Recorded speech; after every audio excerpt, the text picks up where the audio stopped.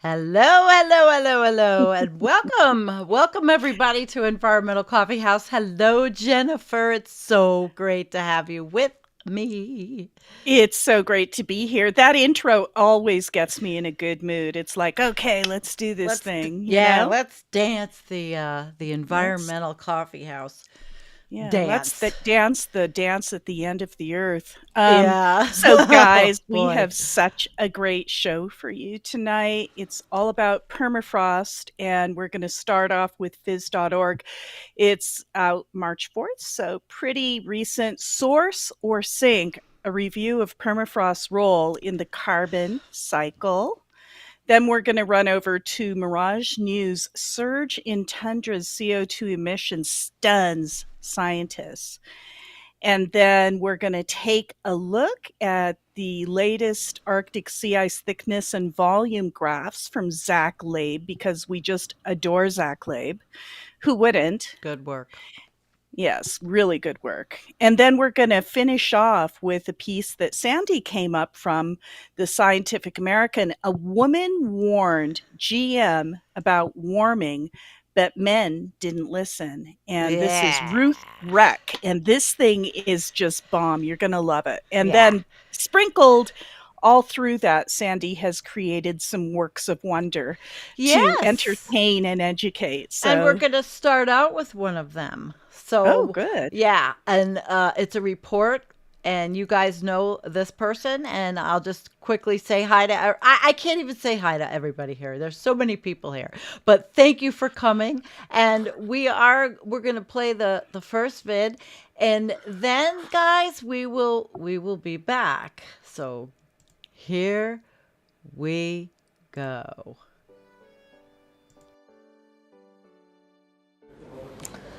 Our last story tonight is about a vast icy landscape, the Arctic, the northernmost region of the Earth. It is a floating pan of ice where polar bears feast, reindeers and foxes roam, and waters teem with seals. Beneath the surface, more animals depend on the Arctic underside. Now, this is a delicate ecosystem, and it needs the ice. But for decades now, the Arctic has been in a death spiral. The world is warming up, so is the Arctic, and the situation is much worse there. The Arctic is warming faster than almost anywhere else on the planet, at 2 or 3 times the global rate. Its ice has been melting rapidly since 1978. Now time is running out. The white Arctic is turning blue faster than expected. Now a new study is out. It says the Arctic will be completely ice-free in just about a decade. By 2035, the summer sea ice on the Arctic Ocean could disappear entirely, in which case the Arctic would be mostly water. Now this is alarming on many levels. You see, the Arctic is a multi-dimensional space. Its surface, the area beneath it, the air above, the water around it, all of this serves a purpose. All of it depends on ice. So when the ice melts, all of it is affected. Animals will lose their homes, their habitats will melt away, and you know what comes next. We start losing the animals in large numbers. The harm extends to humans as well. Sea ice reduces the effect of ocean waves on coasts. Without the ice, waves will be stronger and bigger. They will cause more erosion. People living on the coast will suffer the most, but so will others the world over. When permafrost thaws, it releases 2 potent greenhouse gases, carbon dioxide and methane. This further heats up the planet at a faster pace. This will cause more extreme weather events, especially in North America, Europe and Asia. Remember the searing heat wave last year that left America and Europe sizzling? Or the catastrophic floods in Pakistan from the year before. Such events will increase in likelihood, and they will be much harsher. Plus, melting permafrost could unlock the next pandemic. Viruses and bacteria could reawaken, infect local wildlife, and prompt a disease spillover. If you think this is too far-fetched, think again, because this has happened before. And this is only the tip of the iceberg, yet some are finding opportunities in this crisis. Because the Arctic region has abundant mineral deposits. It has oil and gas reserves. Melting ice means they're more accessible by ship. and countries want to take advantage of it. And speaking of taking advantage, of course, China is leading the pack. It is heavily investing in the Northern Sea route. It will go over the top of Russia and give China clear access to the Arctic. It will also boost maritime trade. Shipping time between China and Europe will go down by 15 days. Canadian and Scandinavian countries are interested as well. They're hoping for more shipping routes to open up. Meanwhile, the US is keen too. The region is contentious for America. Greenland has a wealth of gold, zinc, iron, and uranium. In 2019, Donald Trump wanted to buy it from Denmark. And last year, the Biden administration approved a huge oil drilling project in Alaska, despite widespread opposition. So the Arctic is clearly enjoying political relevance, but not in the way one would hope. 90% of its melting is because of human-caused heating, because of fossil fuel emissions from oil, gas and coal, yet countries are busy finding a silver lining here. Instead of scrambling to save the ice, that's what they're doing. Sure, some progress has been made. Like last year, the COP28 climate summit was held in Dubai, and for the first time ever, nearly 200 nations and regions approved a global pact. They agreed to transition away from fossil fuels, to quit adding carbon dioxide to the atmosphere by mid-century. One can only hope that they stick to their promises, or the Arctic as we know it will soon be frozen only in memory. Wow. So Yeah. Palki Sharma does a great job, and her it's not Wyon anymore, it's First Post. So she has First Post. So part of why I showed her piece was it was very good. And we're also going to be showing a piece by Fox News, who are up in the Arctic, but we're not going to show that yet. We're going to go to our first articles. So hang on, and me and Jen are going to set up for this. And you guys are out there chatting away. All righty, here we go. Let's do this thing. Let's do this thing. All right. This is from one of our old faves, phys.org. Source or Sink, a review of permafrost's role in the carbon cycle. Permafrost, or ground that is frozen for 2 or more years, stretches about 14 million square kilometers in the northern hemisphere, 15% of the hemisphere's land area. Cold temperatures limit the decomposition of organic material, making permafrost soils a significant carbon sink. But warming temperatures from climate change are thawing permafrost and allowing microbes to decompose stored carbon. The result is a release of greenhouse gases, creating a feedback loop that further drives global warming climate conditions. Scientists have researched the many factors affecting permafrost and its role in carbon cycling, including vegetation changes, periods of freeze and thaw, wildfire, and other disturbance events for the past 20 years. In a new review paper published in the Journal of Geophysical Research, Biosciences, Treat et al. Looked at the breadth of knowledge on the topic to understand better how permafrost change from carbon sink to carbon source in the Northern Hemisphere might affect climate goals. The team concluded that terrestrial permafrost regions in the Northern Hemisphere remain a small net carbon dioxide sink overall, but wetland permafrost regions, especially in Eurasia, show high methane emissions. They also noted that there are lower carbon dioxide uptakes in higher latitudes, with the strongest sink located in Western Canada. The authors note that there are changes in greenhouse gas amounts depending on the type of modeling used and the density of data available.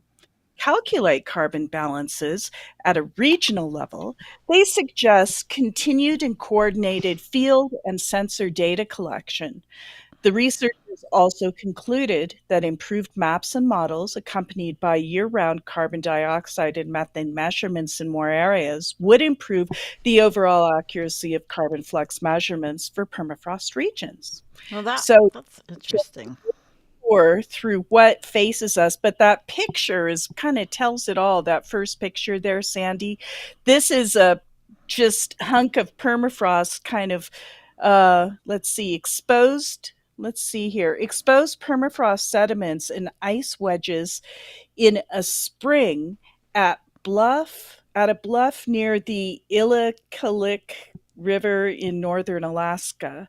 These frozen permafrost sediments contain 50% more carbon than found in the atmosphere, but can decompose if they warm and thaw.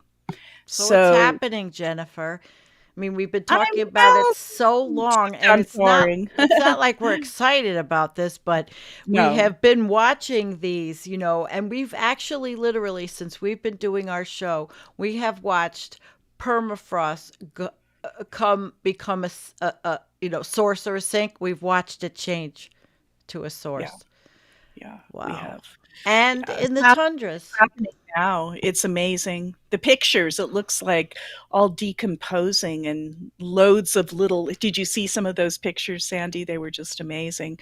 Mm-hmm. All the little kind of permafrost thawing, and it looks like just cells all stuck together, and each one is like a lake. I don't know. It might have been in a separate article, but.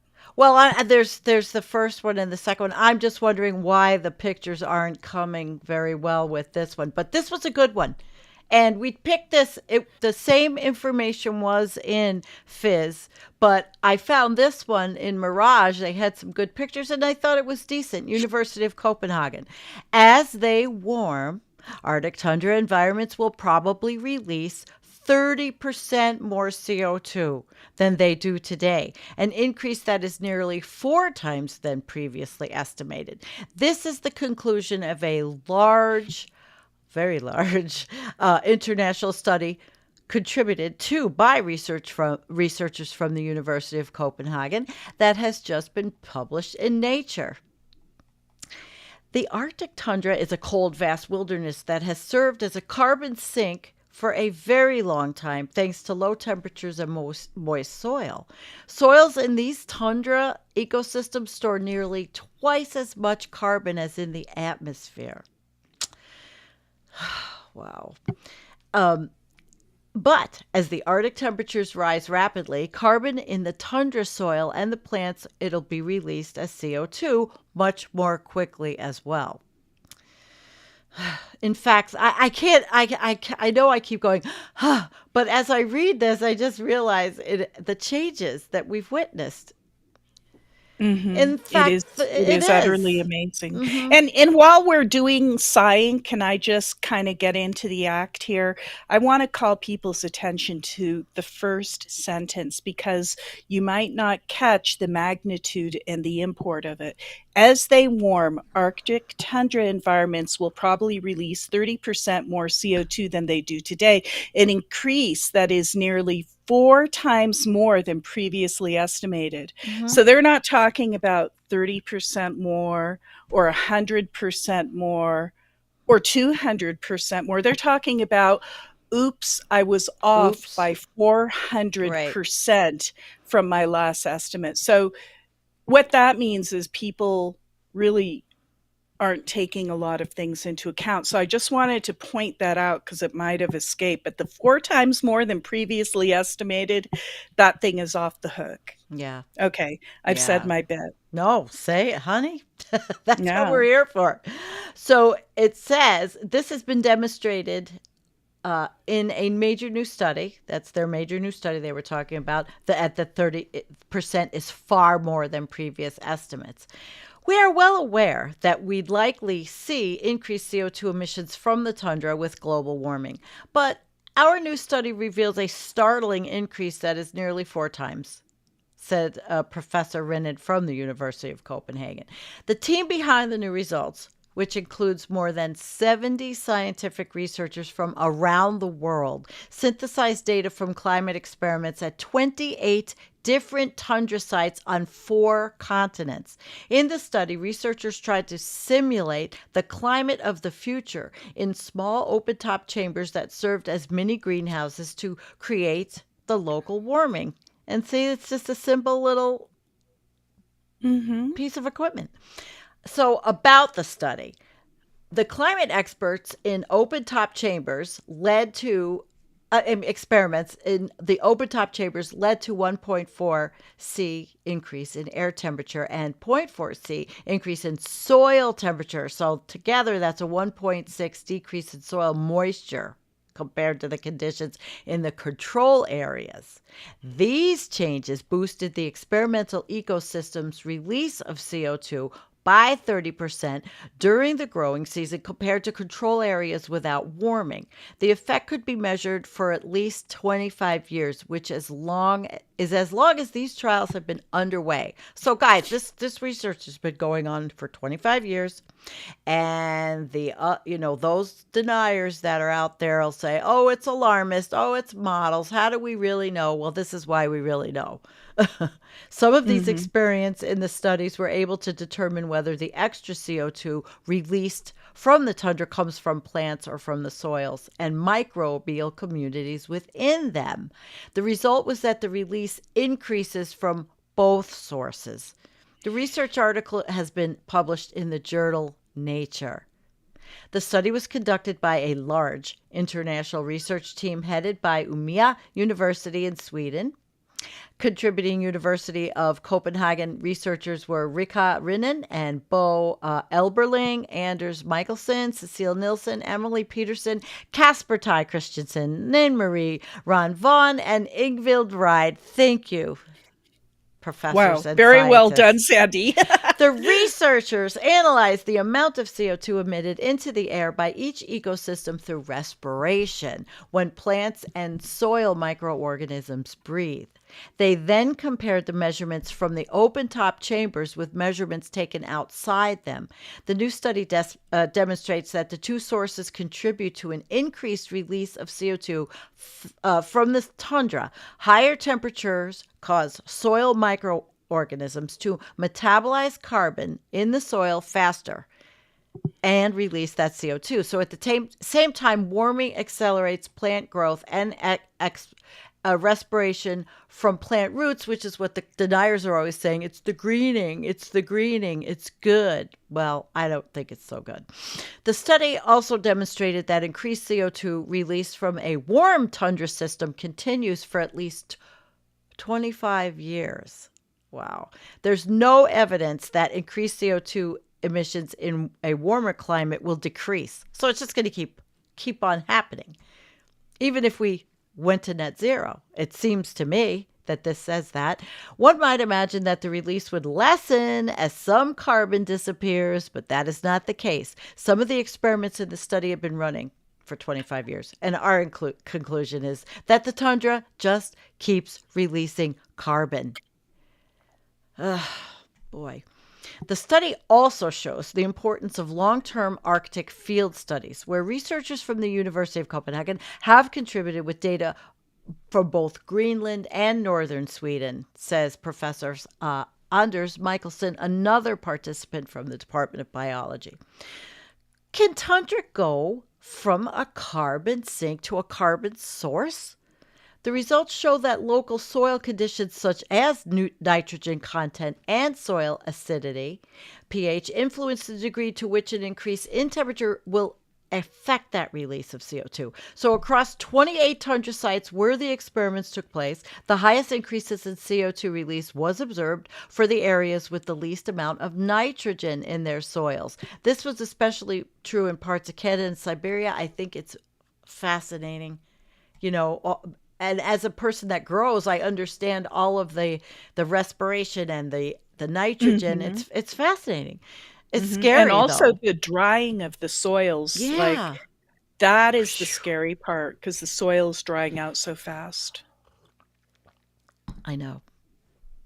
This is surprising because both plant growth and decomposition of accumulated carbon in the soil are typically greatest when there is an abundance of nitrogen in the soil. So thus, the new research also indicates that there are a number of unresolved questions to address before we fully comprehend the Arctic tundra's carbon balance. If soil carbon decomposes faster than it is renewed by increased plant growth, the tundra could end up being a source in the future. And that in turn could exacerbate the effects of climate change. So it is important that this study be followed up by reports of how much CO2 the tundra absorbs through increased plant growth. Now can I read that? So it is important that this study be followed up by reports of how much CO2 the tundra absorbs through each increased plant growth, which is the greening.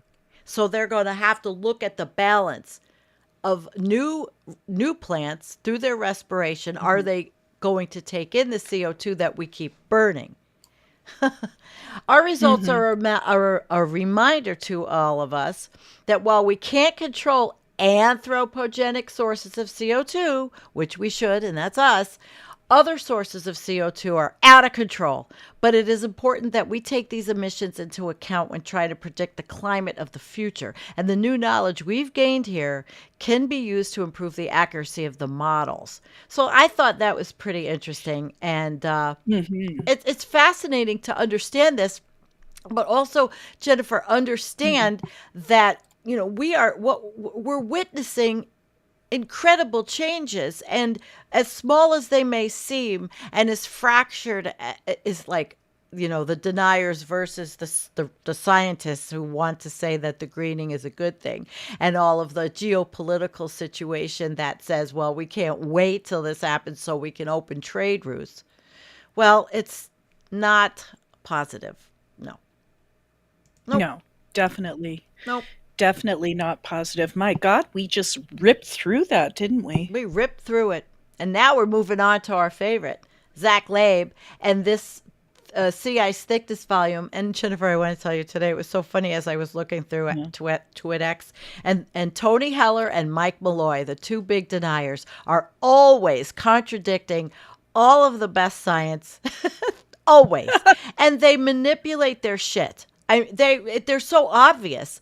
They manipulate it. And then, of course, the crazy polar bear lady was out saying that extent is fine. And we've covered her before for years. Okay. She says she's the polar bear expert. She's like, oh, extent is fine and the polar bears are fine. She's got her head up her ass. Maybe it's because she's not a polar bear scientist, but Joanne Crockett, I think her name is. Anyway, she's just another one of those people. Wow. I see them. So you want to look at this one and let's see if we can do it bigger. Why don't you narrate?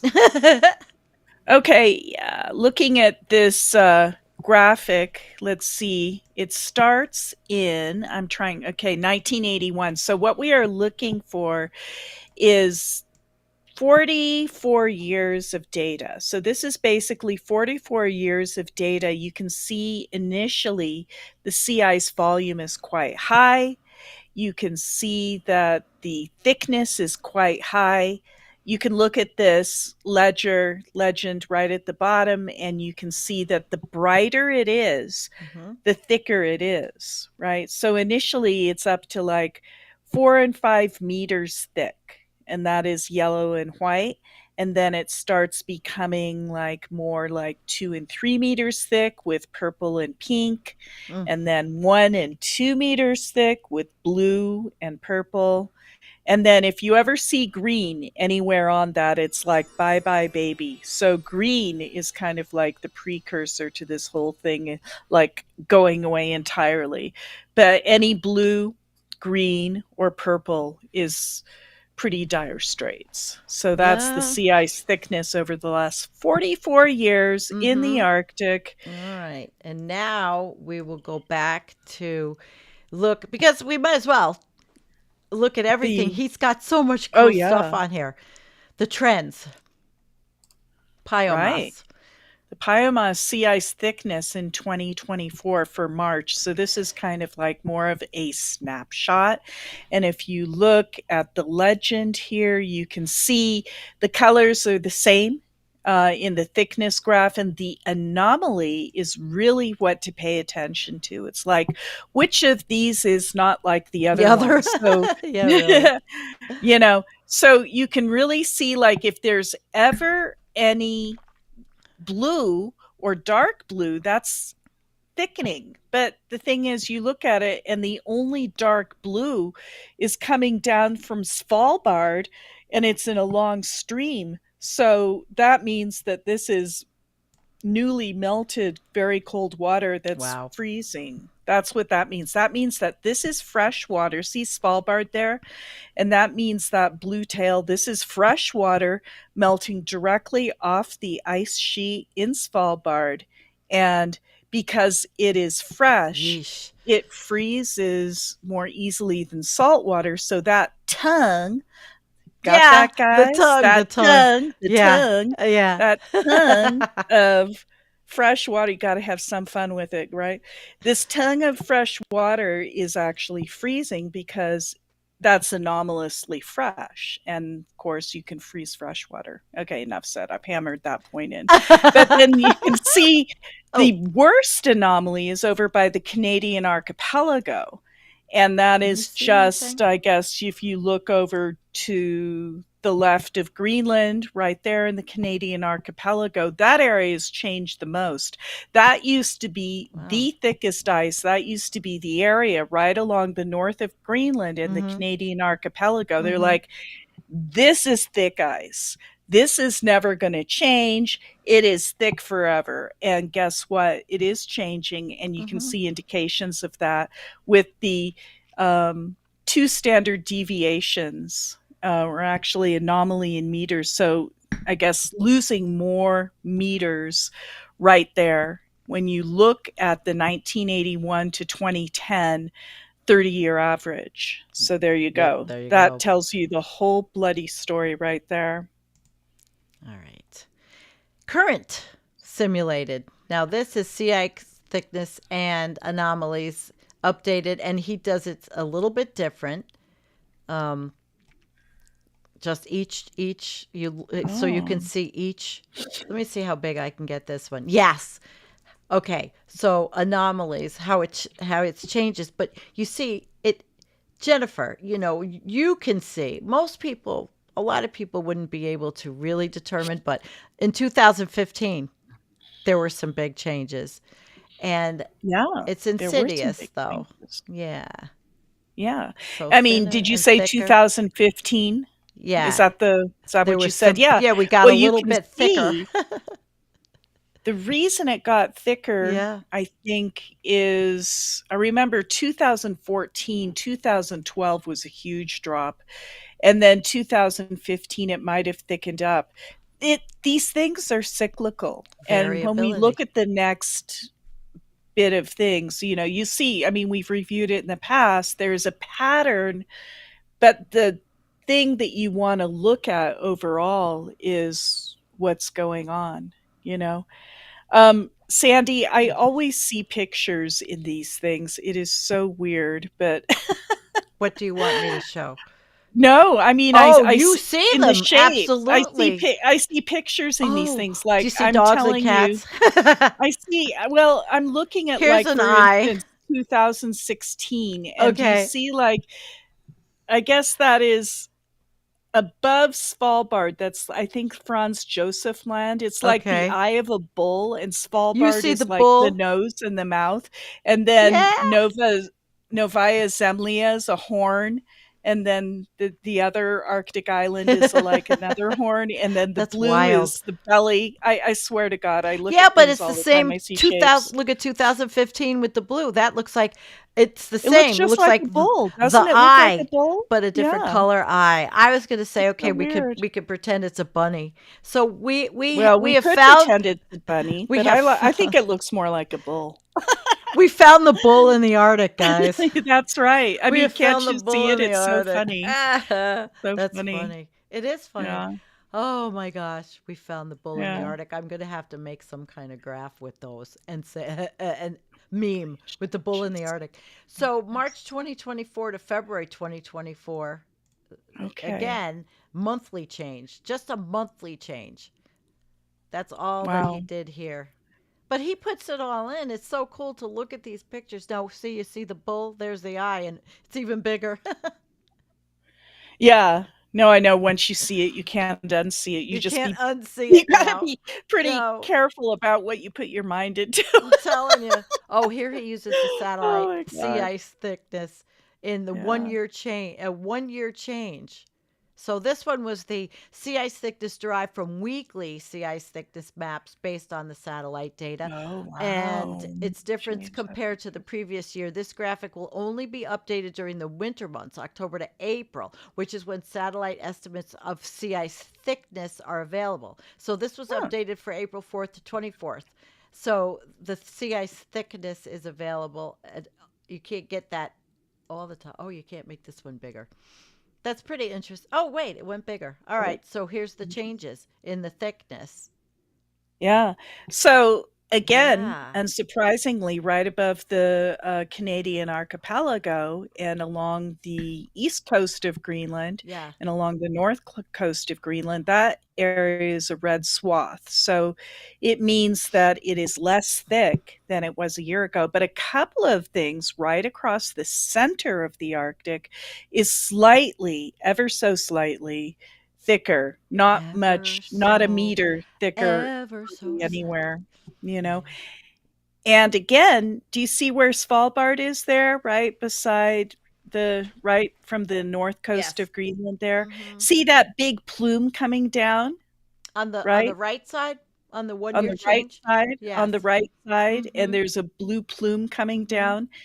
That is the thicker ice that's probably due to loss of glacial ice sheet. Wow. Yeah, You you can know, see it right that's there. a big. I did cover that Tuesday night on the Collapse Yeah, show, the glacial ice sheets in the different countries. That's another big issue. yeah. Huge. So these are pretty cool. Do you want to keep going? Why not? I Why mean, not? They're fun. you're all He nerds by does heart. well, and What he else are does you such. doing in your This life? was Might what? as well look at graphs. Okay, so this was 2023 and this was 2024. So Let me let's see. look at what last year. Ooh, last year looked a little different. 1 year change, but I can't see. He says I can't show it all together. I should have made two graphics and put it up with this instead of this way because 2024. Okay, now we have to go to 2023.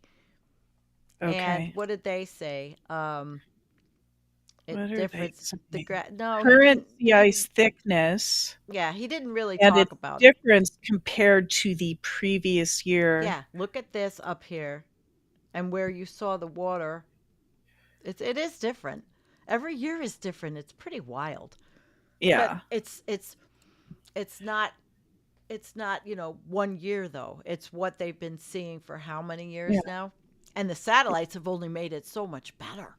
Satellite Yeah. that allows Zach to make these insane graphs. It's amazing. Yep. Yeah, sea ice thickness was always kind of like a mysterious value to get. Sea Look at ice, this. like just space, you can, the extent, that's a very easy value to get. You can just take a picture of it. But to know how thick that particular piece of ice is, Yeah. you need special equipment for Now, that, for do sure. do we see our bull here? This is thickness Well, and water yes. every year. Now I can't unsee the bull. The bull is always there. Yeah, but you see in this how there's just Oh, here 2024 we are. the thicker ice is like where?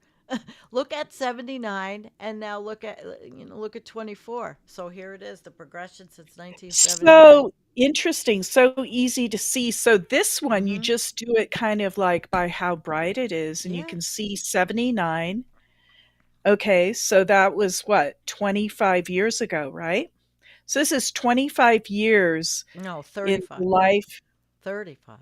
79. 35 Yeah. years. God help me. Or is it more? Is it 45 It's years? about 45 45 years. years. Ah, you know what? 45 years. We don't Sorry, want to guys. admit Sorry, it guys. because we were partying in 79. Yes. So, there you Yes, go, we guys. were. We just tried to cut off some decades. Well, okay. We just had That, birthdays, that, Jennifer. oh, don't tell me.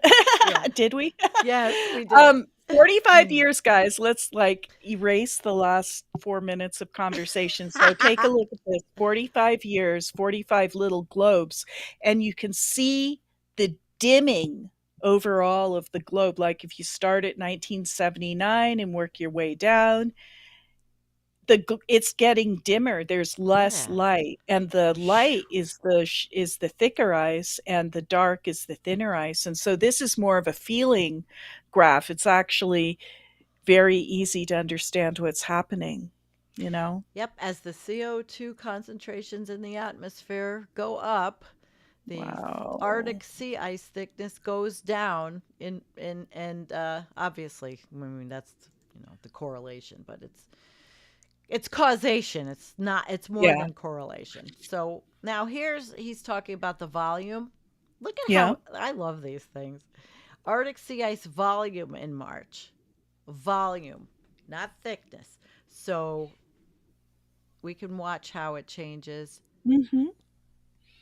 in cubic. The unit is 1,000 cubic kilometers, and this is a biomass, and this is the Right, volume. and this is taken in March, so this is at the height of the Arctic sea ice in Hmm. any given year, and you can just see it's like it bounces a little bit, but overall, the trend is down.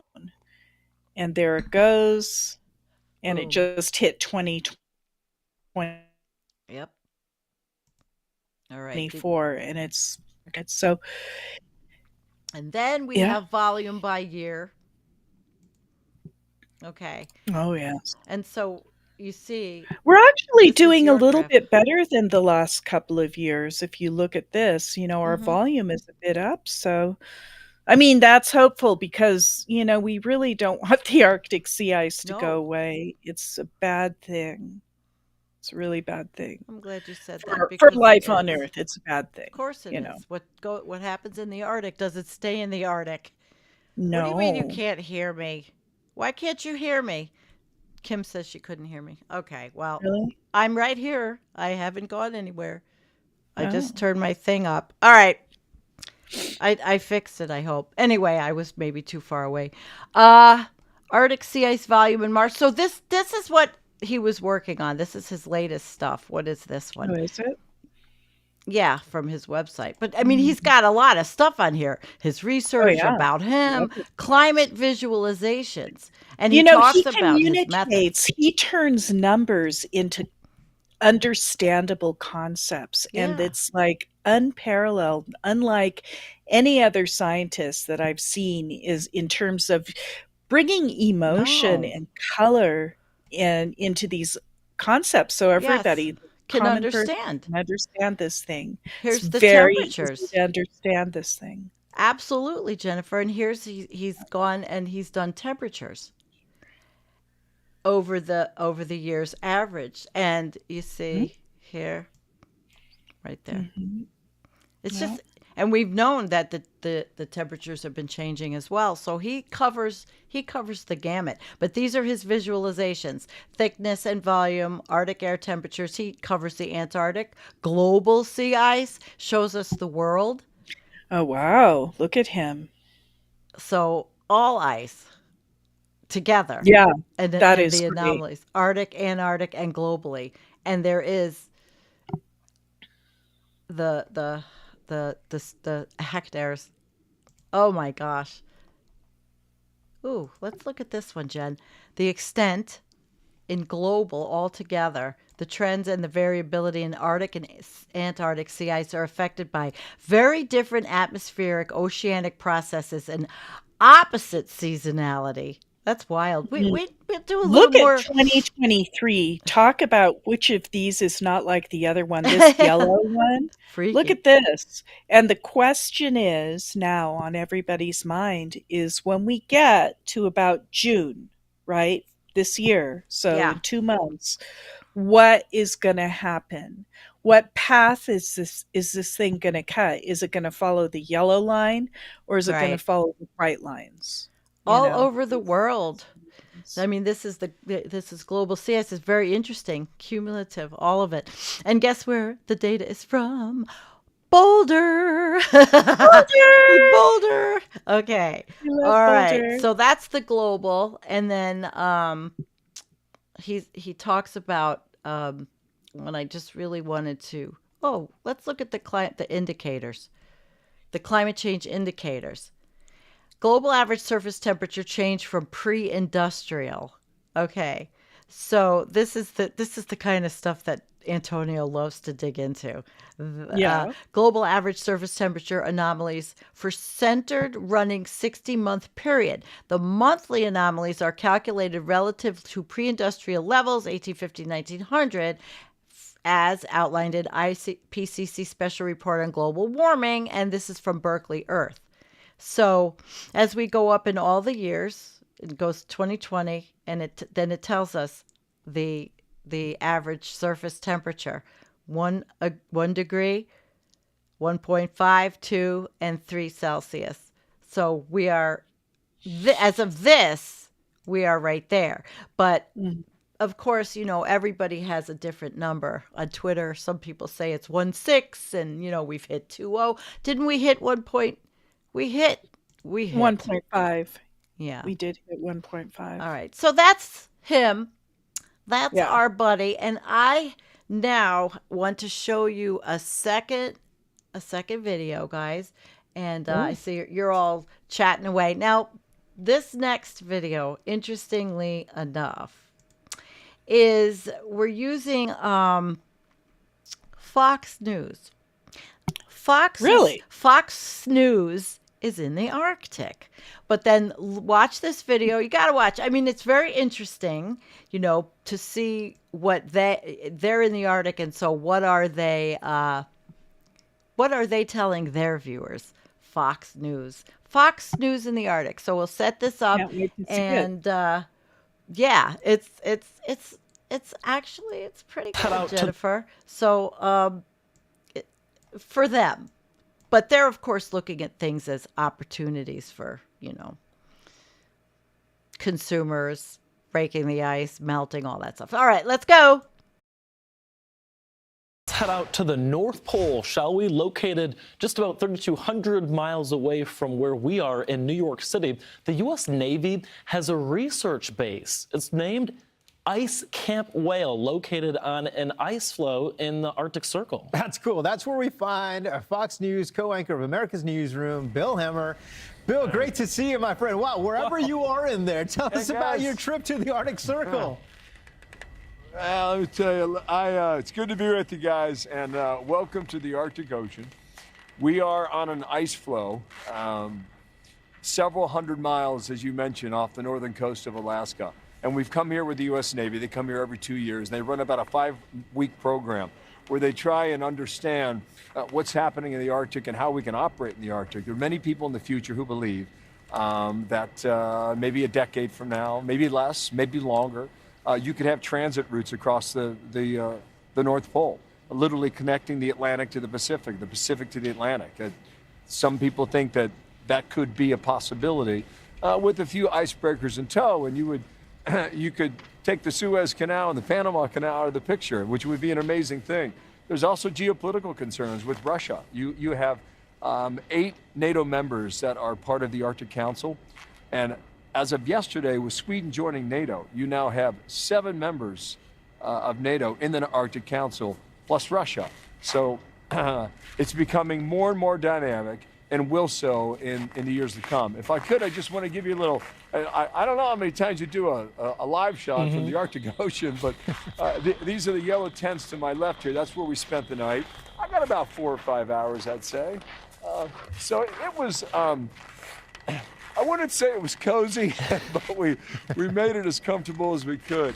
This is the command headquarters behind me right here, and what they're doing is they're staying in touch with everybody here at the camp. And also a bit later today, we're going to hook up with 2 nuclear submarines, which are amazing pieces of machinery that can operate anywhere in the world. And we're going to get on board and see how they do their project as well with the exercises.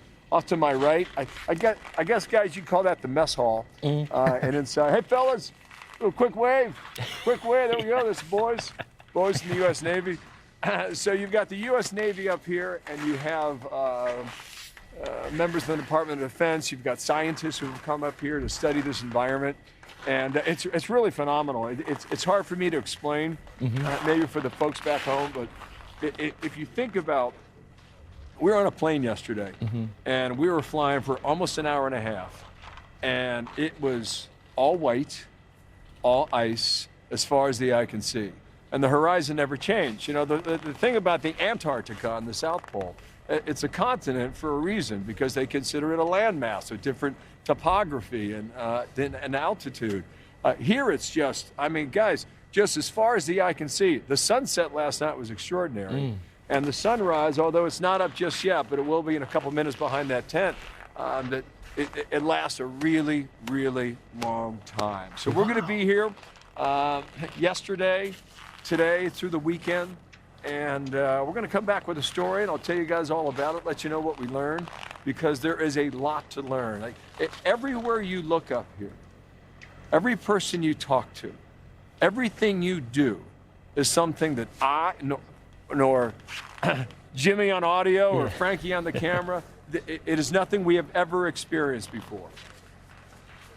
Bill, it's fascinating to see what you're doing up there, and I have so many questions, i.e., what time is it up there in the North Pole? I'm curious what the temperature is. Okay. I'm curious, did your plane land on the ice? Is that how you guys got there? There was no real runway, right? Oh, good, great stuff. Yeah, I like your curious mind. We did land. Were we in an otter yesterday, guys? And you hit this ice pack. And it's so soft. It's the smoothest landing you'll ever experience in your life. They bring everything in. They've got supplies, gallons of fuel. They've got fresh water. They bring their own food. And they leave with all of it, too, at the end of that 5 weeks. Yes, temperature, I'm just looking at this right now. It's going 17, 18 degrees below. Let me, if I could, let me see if there's don't take off the gloves now. Keep the gloves on, Bill. Only for a minute. No, that sucker will stay on. Hang with me, guys. That's cold. It's hard to flip. It looks like, it's about the same. The wind's not really kicking up right now, but, we're just at sunrise. And no clouds. Just really bright, brilliant sunshine all day long. An experience of a lifetime. What you can't escape, fellas, is what you can't escape is just the chill. Yeah. And they're telling me -40 with the wind chill. Ooh. So not quite Des Moines I'm at caucus dying, time. guys. You got that right. That's pretty close for sure. I was going to say, boy, I would love to be there with you, but when you gave me that temperature, I'm like, can't wait to see your report. Fox. Oh my God. God. Look, we had to have the entertainment of the evening. Idiots. Well, you see, Holy but that crap. this is what they are telling their watchers, that we're going to see in 10 years the greening and how we're going to have all these shipping routes, and it's just there. That's why all these people, and as I say all the time, Jen, I look at comment sections, I look at people, what they're saying online and social media, whatever. This is where they get these ideas that, okay, so this is as close to anything scientific as Fox would ever do, talking about the scientists this way, but not to tell them about, did he even say the climate's changing? They didn't even mention Nothing. that the Arctic is melting, that the ice is going away, that there are vast methane hydrate stores there to the tune of, I think, 7 times all the petroleum and gas deposits on Earth. That's how much methane hydrate is stored in the Arctic. This is not a conspiracy theory. This is just what's up there. Right. And hydrate by nature is ice. That's why it's called hydrate. It's methane encased in a cage of ice, in a hexagon of ice. Ice cannot persist when the temperature goes up. But that's not what they're going to say, and that's why we can say WASF, because half the world doesn't understand or think, and so many people in the world can't even comprehend, because they're just trying to get by in countries that are war torn and horrible. So it's just pretty crazy. But I wanted to show that. But we are going to move on, because we are going to move on to Dr. Ruth Reck. Now, I have a video on her, but I think I'll show you. We're going to show you her first. Ruth Reck, right? Reck. Ruth Reck. And we can look at the article, and then how about I bring in the video, because it's really cute we could tell you who she was. And she just Do you want passed to play away. the video first? Get everybody in the mood? I think it'll prime you to know who she is, because Yeah. it's pretty good. And there's a lot of scientists that we don't know, or we don't hear about, they're not on the front page news. But this one, she is cool.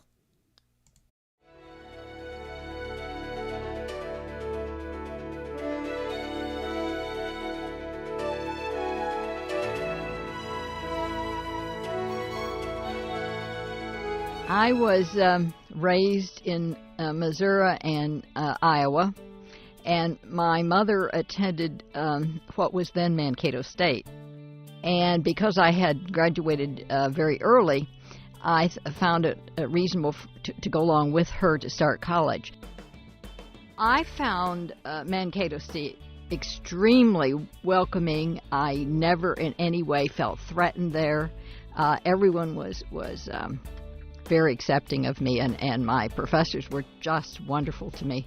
So I had a great experience. I mean, I can't imagine having had a better experience than I had. I very much appreciated Dr. Leonard Ford. He was very encouraging to me, and then Dr. Walter Fleming, who was the head of the math department. The other person that I can remember was Dr. Ted Paul. He was a speech teacher and very effervescent, and I found a great rapport with him as well. I was a chemistry and mathematics major, and I was the first woman in chemistry. As a matter of fact, I didn't look around to realize that at the time. I didn't realize how unusual it was what I was doing. I joined the technical facilities of General Motors Research Laboratories and was on their technical staff almost 27 years.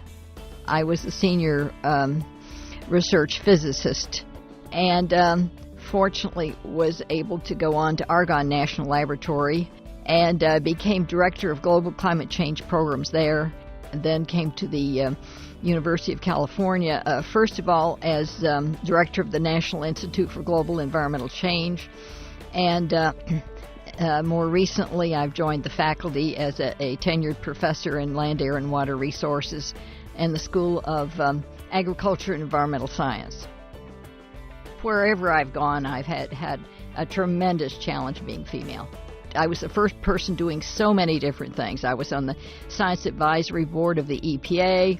I was on the International Joint Commission between the United States and Canada. I've been on so many things where I was first, or one of the first women, first woman to get a gold award in engineering.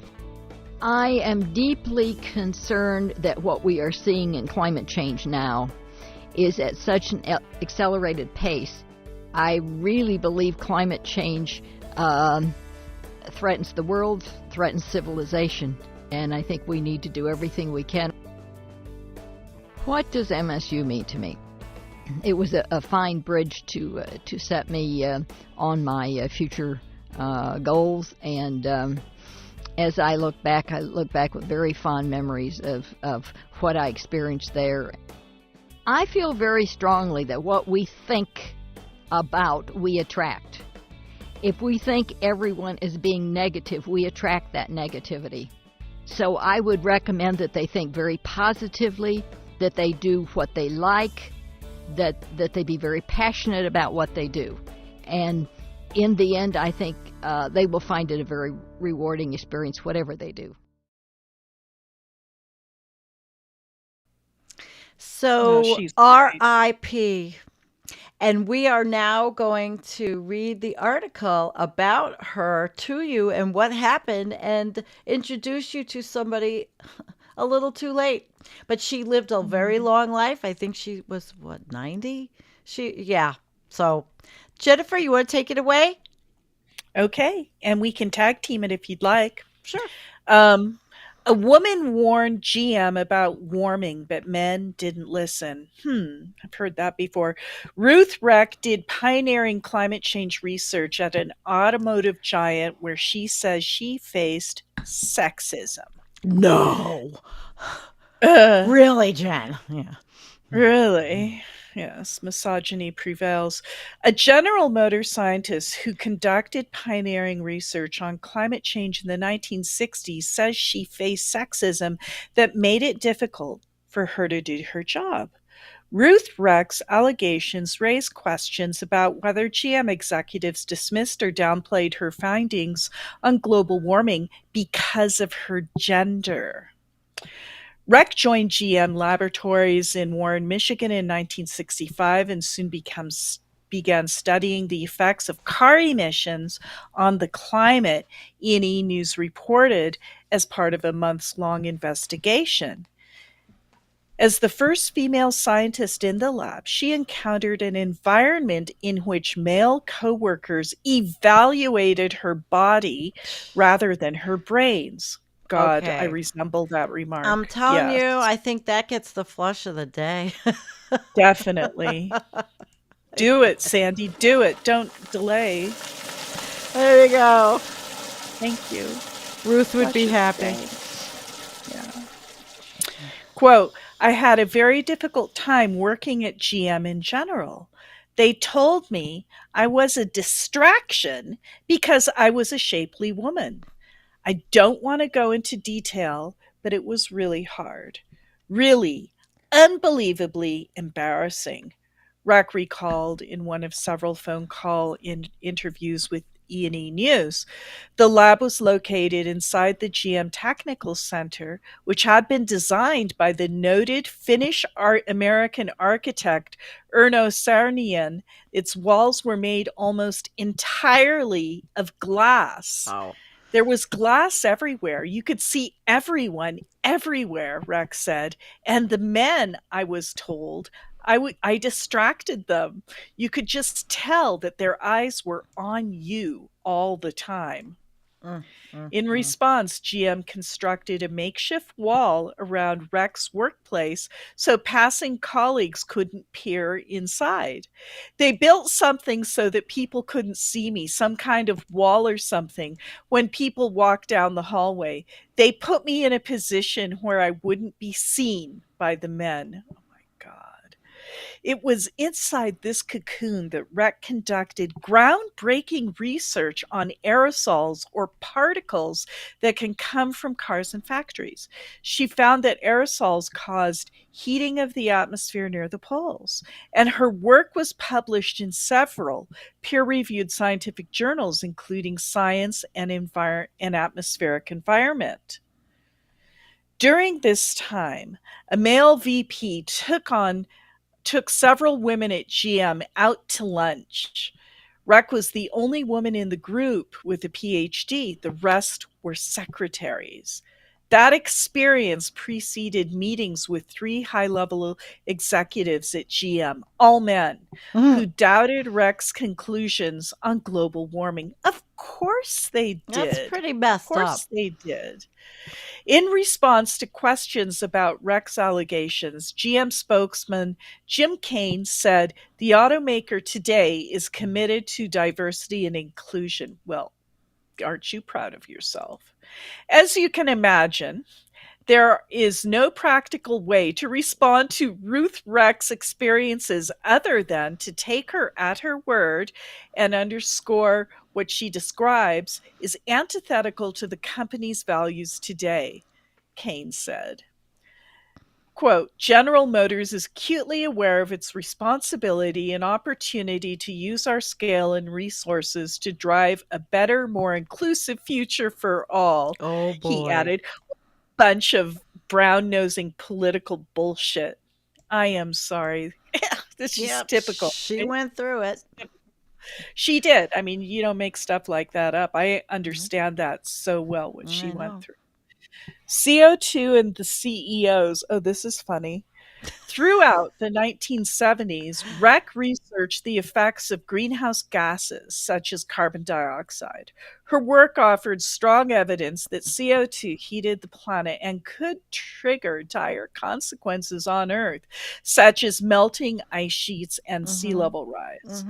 Despite her experience, Reck was passed over for the opportunity to lead GM's task force on global warming in 1989. Bullshit.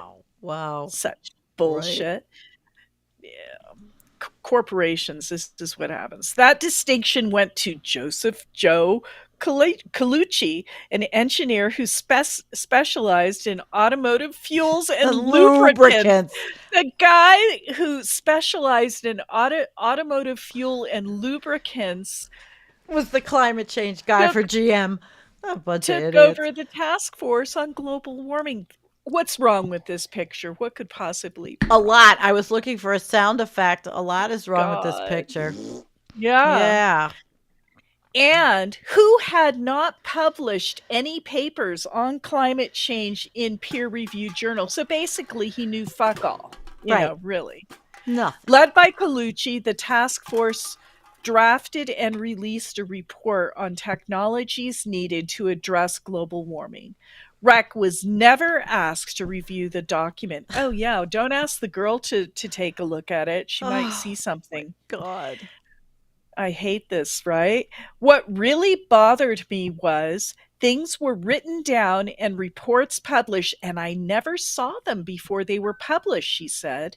In a 2017 memoir titled Special Memories of My Career at General Motors. Oh, isn't that special? What kind of special memories, right? Colucci recounted how the automaker convened the task force to investigate the science of global warming. Oh boy. It must have been a new concept for him. He was full of bull. Totally. Yeah. Totally full of bull. Yeah. He also described how he was reprimanded for making a sexist comment about the Western State Petroleum Association by Betsy Anker Johnson, GM's vice president of environmental activities staff and the first female vice president in the U.S. auto history. Quote, I sent a note to the GM management. It said, we went through the mating dance with WSPA, but were unable to consummate the relationship.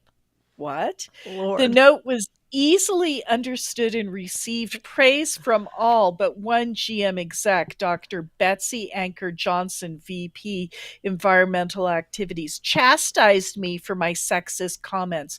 Yeah, well, it's a okay, disgusting wait. way to He talk gets about the next things. one. Yeah, Bye, flush him. Bye, Flush this guy. Colucci. Bye-bye, Bye, Colucci. Colucci. Down the Bye-bye. toilet with you. Yeah. And we were women in the workplace, and we both know about this kind of stuff. So much. I know so much about this.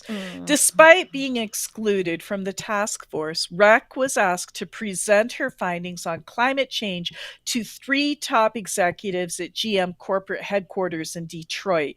Jimmy Johnston, a vice president of government relations, Roger Bonham Smith, who became chairman and CEO of GM in 1981, and Robert Bob Stemple, who succeeded Smith in 1990. The 2 CEOs reacted with skepticism. I know in my heart of hearts what some of those people at GM were thinking, and they were questioning climate change. No doubt about that, Rex said. Quote, I was not, and I knew I was using equations and I was doing the calculations correctly. And I always found it frustrating when you'd look at their faces after what you had said and you could see they were not responding the way you hoped they would. In other words, it wasn't even computing. They just didn't let the information on they board. knew they would have to make changes, big changes, and that would be expensive, and it would be met with a lot of problematic people. Absolutely. After learning from Reck that CO2 emissions from car tailpipes warmed the planet, the CEOs largely declined to alter GM's business model and lobbying practice in response. big surprise there, Sandy. Big surprise.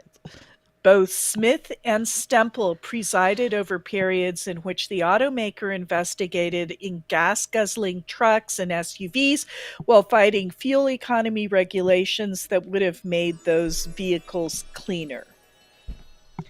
Thank you. At first, Johnston appeared to take a keen interest in Reck's research, and the two forged an unusual friendship.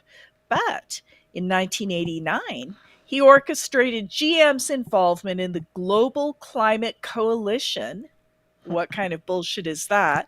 A lobbying group that opposed actions to reduce greenhouse gas emissions during the George H.W. Bush administration, said Mariana. So intelligent.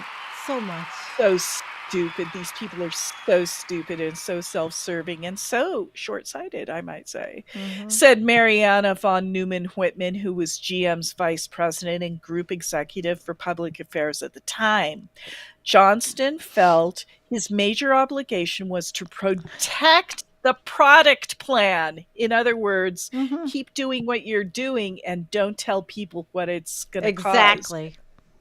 Bullshit. Bullshit.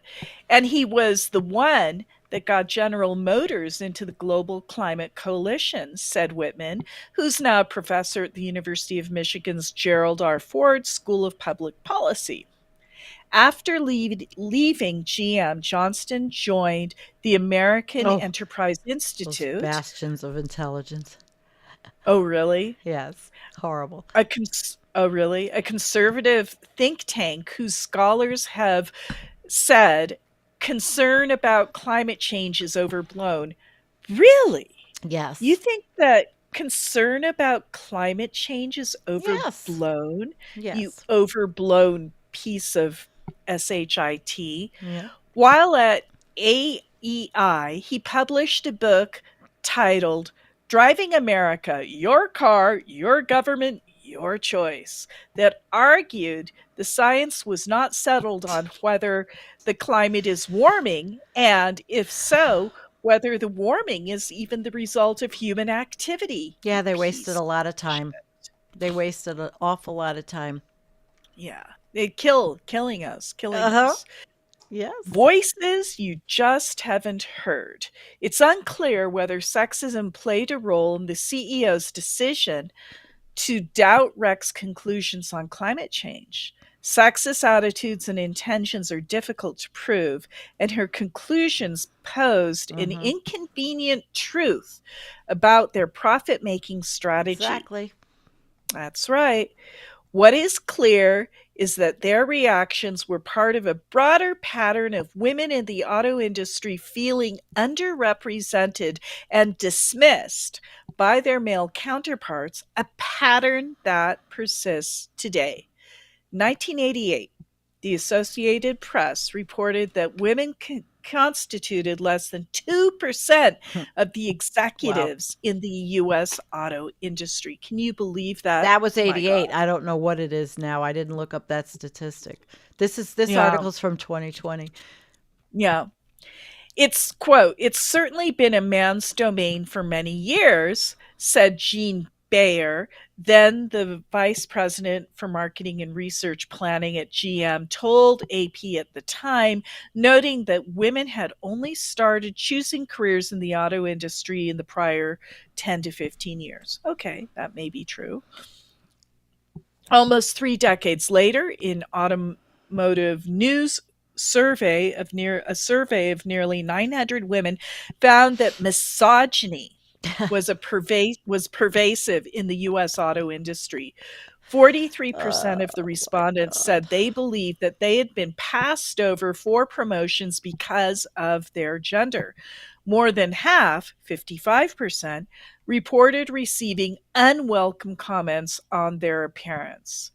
Many respondents pointed to Mary Barra's appointment in 2014 as CEO of GM and the first female CEO of a major automaker as a breakthrough moment for women in the industry. But they said it didn't diminish the discrimination they faced on a daily basis. Quote, everything I've heard from women in the industry is that it's really bad. It's still not your most woke industry. Oh, that's an Woke. understatement. Yeah, definitely not your most woke industry. Ah. And it's still very common to be the only woman in the room, Sharon Silk Carty, who helped conduct the survey, said in an interview with E&E News. I think the industry has lost a lot of talented women who opt to go to other places because it's too hard. And I think women's voices just haven't been heard in the way that male voices have been heard. I'm sure that's quite true, said Carty, who's now an editor-in-chief of Car and Driver and Automotive magazine, whose pages have oozed with masculine imagery since its creation in 1955. I love the way this is written. It's like it has oozed with masculine imagery. It's like, really? It's oozed with it? Oh, my goodness.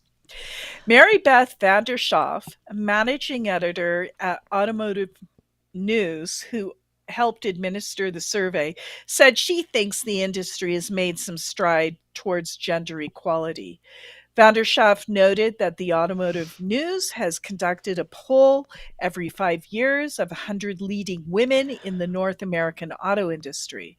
This year's results, which are set to be published next month, this was back in 2020, will reveal that respondents believe the industry has made progress on pay equity. Well, yes, about time. On a personal note, Vandershoff said she felt inspired by Barra's ascendance to the top of GM. The appointment of Mary Barra as CEO was historic. For me, it was like when John Lennon was killed or the Challenger exploded.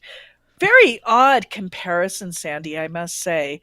The appointment of Mary Barra was like when John Lennon was killed or the Challenger exploded. I remember where I was when I heard the news. It's that big a deal. Okay, fair. Enraging and heartbreaking. Do you mind if I keep going, Sandy? Oh, I'm enjoying this. Okay, good. Enraging and heartbreaking. Women who have been overlooked in the field of climate science as well. Eunice Newton Foote. Now, I actually looked up Eunice Newton Foote, and she is amazing. The first woman, and she's right, she was a neighbor of yours back in the 1850s, Sandy, up in Seneca Falls or something, right? Yes. Eunice Newton Foote, the first woman in climate science, posited in 1856 that CO2 affected the Earth's temperature. But the Irish physicist John Tyndall widely gets credit for the theory, which he suggested 3 years later. That has happened before. A lot of flushes tonight. Let's flush that one. The fact that John Tyndall thought about it 3 years after she figured it out. You know, on this eve of Gilead in the United States. Holy fucking shit. Okay. Wrote Anna Elizabeth Johnston and Catherine Wilkinson in their recent book, All We Can Save, Truth, Courage, and Solutions for the Climate Crisis. Guys, if you want an inspirational read that you can pick up and put down, pick up this book, All We Can Save, Truth, Courage, and Solutions for the Climate Crisis. I have it, and it's got all kinds of essays, articles, poetry, art, insights. It's a really good thing. We have to wonder if Eunice Newton Foote ever found herself remarking, as so many women have, I literally just said that, dude. Right? You know, because I mean, she wrote papers about it, and then the Tyndall freak gets the credit. Just come on, I literally just said that, dude. Johnston and Wilkinson wrote the book, which serves as a call to action for women to become leaders in the climate activism movement. Yay. In an interview with E&E News, Wilkinson said many female climate scientists who are active today have had experiences similar to the one endured by Foote. Wilkinson, who serves as vice president at Project Drawdown, nonprofit organization that seeks to help the world reduce greenhouse gas emissions, pointed to a 2018 study in the Proceedings of the National Academy of Sciences on female scientists who authored the UN Intergovernmental Panel on Climate Change Assessment. The study found that while some female authors had positive experience, others felt they were poorly represented and heard on the powerful scientific body. This would be frustrating in any field, Wilkinson said, but it is especially enraging and heartbreaking when it is the field that has such a critical role to play in a livable future. Wilkinson said she asks herself, what if, in relation to Foote, Reck, and other climate scientists whose work could have been used to exert a greater influence on reining in heat-trapping emissions, but they were resoundingly ignored, both of these women and a lot of others as well. It's very angering. It is. It's very angering. And it's happening all over again. It is. The what ifs are gutting, she said. What if Foote had the resources and the platform that John Tyndall had? What might have she accomplished? What might have Ruth Reck been able to influence? And the truth is, we don't know. Kane, the GM spokesman, noted the automaker recently announced it would aspire to be the most inclusive company in the world. Woo! Oh, is that right? Woohoo! Following the death of George Floyd, a black man in the custody of Minneapolis police officers. As part of a goal, Barra commented to establishing an inclusive advisory board that would consult with GM senior leadership about racism and other forms of discrimination. After 27 years at GM, Reck left the automaker in 1992 to become head of the Global Climate Change Program at Argonne National Laboratory. Yay, good for her. Yay, finally. Good, get out of there. She was the first female scientist at Argonne who hadn't been recommended by her husband. Oh, God, is that ridiculous? Yeah, why don't you hire my little wife? She's got some good ideas. Yeah. Now, 88 years old and retired. Now, this is 4 years ago. So now she would have been, 92? Yeah. Reck identifies as a feminist and believes gender equality, in addition to climate change, represents a defining issue of the century. I'm a feminist, and that changes how I think about things. There were women who were not feminists and disagreed with me, thinking men deserved higher pay because they brought more to the scene. What the hell? We lived through I don't all get this, that. Jennifer. What did they bring more to the scene? I'm just like testosterone, hon. More testosterone. Jesus. They brought the dicks to the They brought the dicks to the scene. I did not think that, Rex said in a follow-up text message to E&E News. I believe God intended us to be how we are, she added. There's no reason we should be criticized for how we are. I am proud to be female. The men should be professional enough to act in a grown-up way. Wow. Yeah, and this is, wow. after she had been oogled and Googled through glass walls. Yes. Can you believe that? Oh, I believe it. I mean, remember, I used to investigate sexual harassment, and it happened at the university, and it wasn't anything that didn't happen, and it's never not going to happen, and it happens both ways. I mean, there's harassment, men on men, men on women, and now women have harassed. I mean, it seems like, humanity's a harassing culture.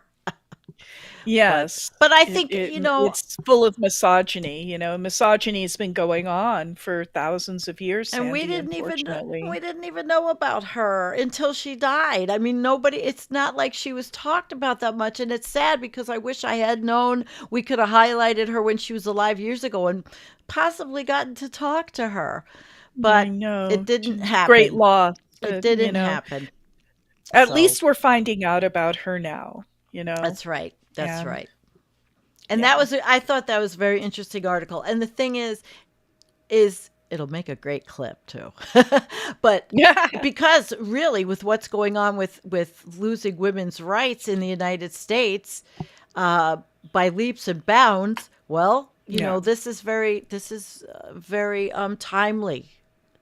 Yeah. Maybe her passing is for a reason, to bring this up and bring her out to the spotlight again, because history is taking a very ugly turn. So, It is. It's very scary. I think of what has happened in Arizona, and it just makes me shiver me timbers.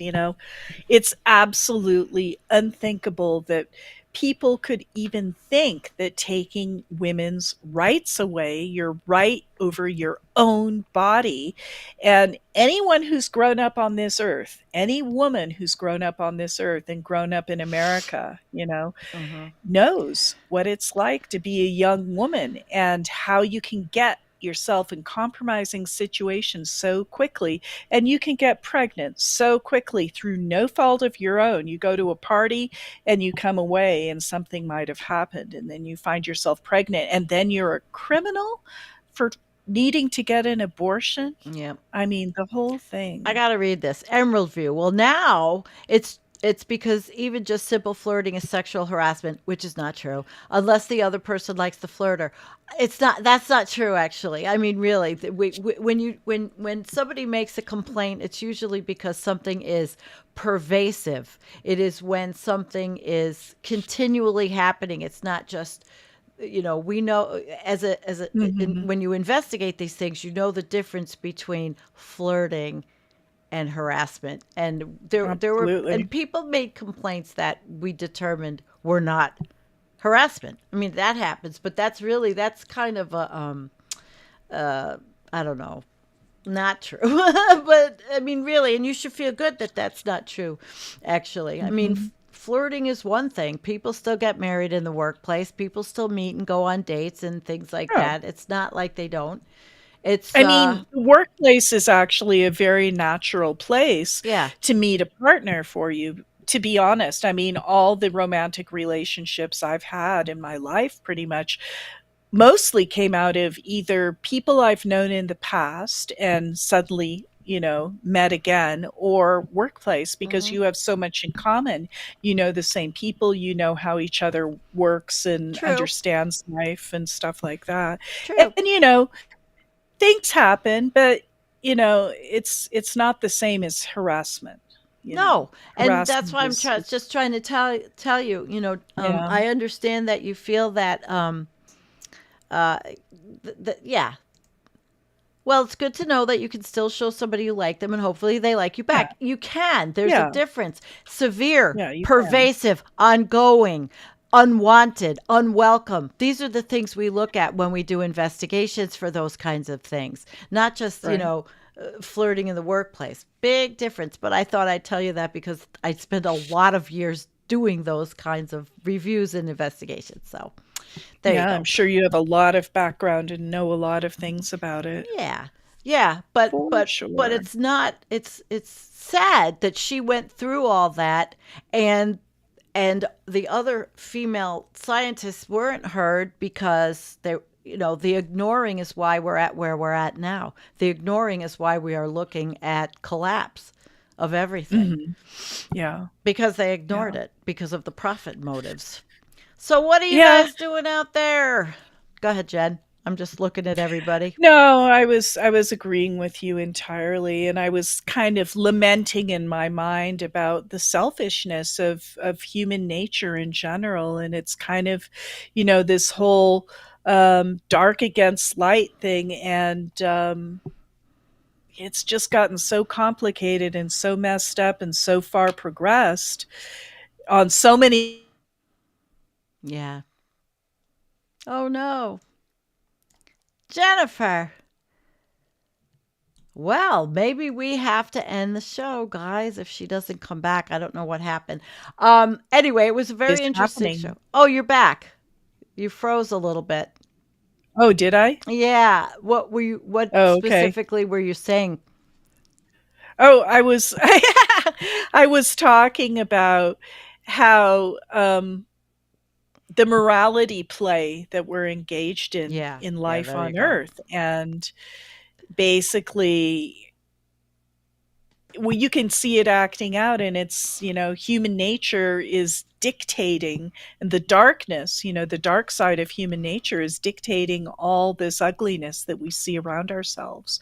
That, and also just the complexity. It's not just because humans are bad. I think humans want to do a good job. A lot of us do, but it's just such a complex situation that we find ourselves in on so many levels. So many. It's beautiful and horrible at the same time. Yeah. Oh. And it elicits a lot of emotions in people. It does. And so, what we are seeing and what we are witnessing and what we are living through. But guys, Poppy Scott, Climate Chaos, Groove Dragon, Lightning Rod, Channel Warhorse, Emerald View, Stephen K, Anthony Davis, Void, Drew, all the guys, all of you. We just, Deborah, thank you. We let's put it where it belongs, the Y chromosome.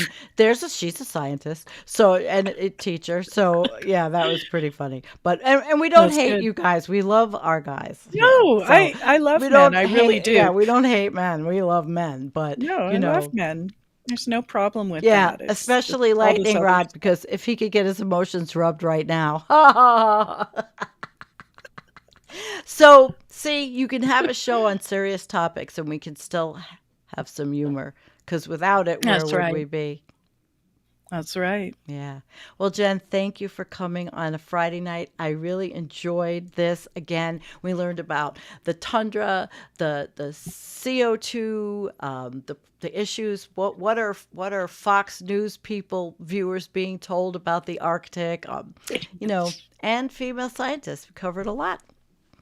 We sure did. We kind of summed it all up, and that was a fabulous article you found, Sandy, about Ruth Reck, and it really was, kind of two complete shows, because we also covered the situation of women and misogyny in science. So there you go. I am glad, because we can clip it and make it into a video. That's what we can do. That's what I can do. So thank you guys, and we will see you. I will be back with Elliot Tuesday night, because he can't do a Friday. So no Last Week at Collapse. Elliot Jacobson's coming on, so be here. Think of questions that you'd like to ask him for sure, all right? Because Professor Elliot Jacobson, the most amazing. So he will be with us. All right, Jen. Woohoo! Love you guys. Woohoo!